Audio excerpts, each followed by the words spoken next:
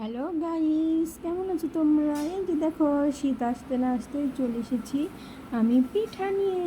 তবে এটা পিঠা নয়, এটা হচ্ছিলো গুড়। এটা কুসুরের গুড় বা আখের গুড়, এক এক এলাকায় এক এক নামে পরিচিত। এই গুড়টা একটা বড় পাটা আকারের থাকে, তবে সেটাকে আমি কুচি করে রাখি কারণ পিঠা করতে সুবিধা হয়।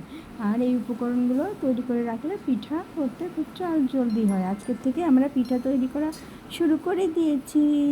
শীতও পড়েছে, ভোরের দিকে হালকা হালকা কুয়াশা হয়। এই যে দেখো, গুড়গুলোকে অনেক কুচি কুচি করে একটা প্লেটের মধ্যে রেখেছি, তারপর সেটার থেকে একটা সংরক্ষণ করা পাত্রে ঢালছি, দেখতে পাচ্ছ? তো তোমাদের কেমন লাগছে এই ভিডিওটা অবশ্যই আমাকে কমেন্টে জানাবে। আর আমার চ্যানেলটাকে অবশ্যই সাবস্ক্রাইব করবে, কারণ সাবস্ক্রাইব না করলে একটা চ্যানেল কখনো আগে এগিয়ে যায় না।